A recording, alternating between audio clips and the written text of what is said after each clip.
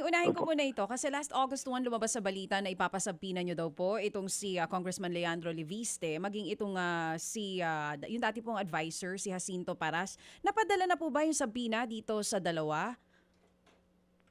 Napirmahan na po nung Friday kaso nag-closing of office hours na po. So today po ipapadala po. Oo. And they're expected to come on Thursday po. Okay, Thursday po nila ito inaasahan na matatanggap. Attorney, kung sakali Hindi, man, papadala po ngayon. Matatanggap po ngayon. okay, Ngayon today pong din araw po. na ito. Ayan, para lang din po klaro. Opo. Ngayon nila po yan Tapos matatanggap. Thursday po yung invitation po. Alright. Kung sakali po na hindi sila sisipot doon sa inyo pong imbitasyon, ano po ang next na hakbang dito ng NBI? Well, we'll give them another chance na pumunta. Pero I encourage them to come kasi po, ang nangyari nga dyan, binanggit po yung pangalan nila. So, ibig sabihin, gusto naman po namin silang bigyan ng pagkakataon na magbigay linaw kung bakit dumulutang yung pangalan po nila sa usapin na ito. So, hindi naman po necessarily sila na kaagad dapat sabihin na may kasalanan. Parte po ng ating due process, yung proseso na magpaliwanag po sila at kung malaman natin na hindi naman totoo yung pagbibitiw ng pangalan nila nitong mga subject namin pong nahuli, tutulungan din po namin sila to go after them.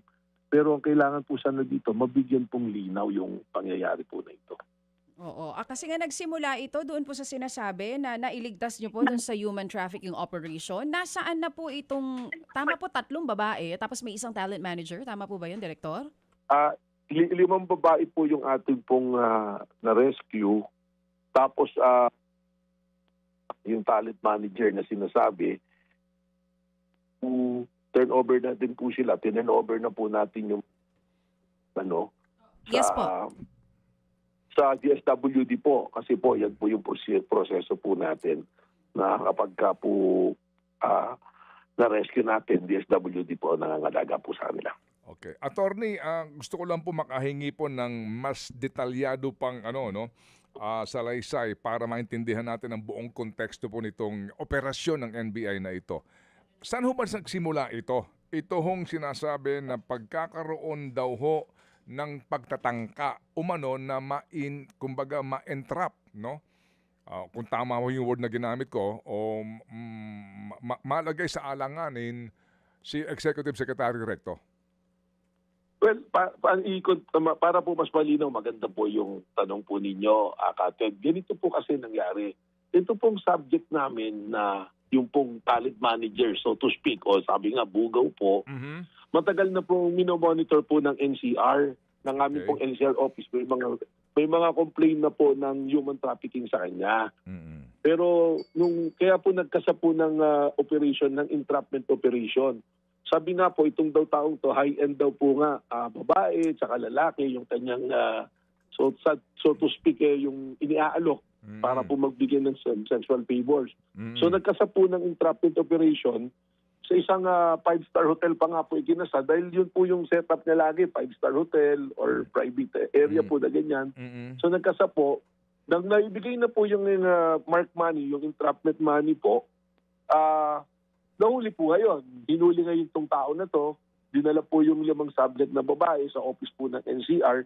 So nang iniimbestigahan na po, dinidinay pa niya na hindi ko naman tinanggap yung pera at saka hindi naman prostitution, PR lang, yun po yung term Parang usap-usap lang daw. Pero nakapasok na po sila dun sa pribadong kwarto. Nung nagigipit na po sa pagtatanong, bigla po siya nagsalita na eto bang paghuli sa amin may kinalaman dun sa plano namin na na paninira. Character assassination po, yung term na ginamit kay Secretary Recto. Yun po doon po lumabas na nung tinawagan ako ngayon po nitong mga investigador na, sir, ito pong subject na nahuli namin, may sinasabi na paninirang gagawin, character assassination kay Executive Secretary Ralph Recto. Kaya sabi ko, imbestigahin nyo, palalimin ninyo, at doon na po nagsalaysay yung plano po nila.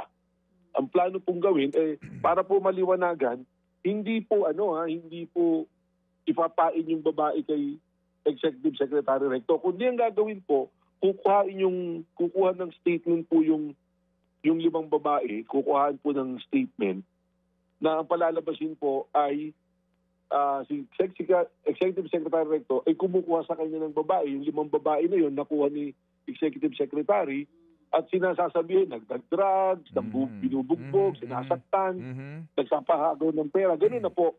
Yun na po yung ginagawa rito. So, character assassination po. Lumalabas dito, Tatay, kung alam po niyo yung sa KGB, yung compromat na tinatawag. So, gagawa po ng parandushir na ginawa po nila yon para sirain po yung isang politiko o isang tao. Ganun po yung nangyari dito.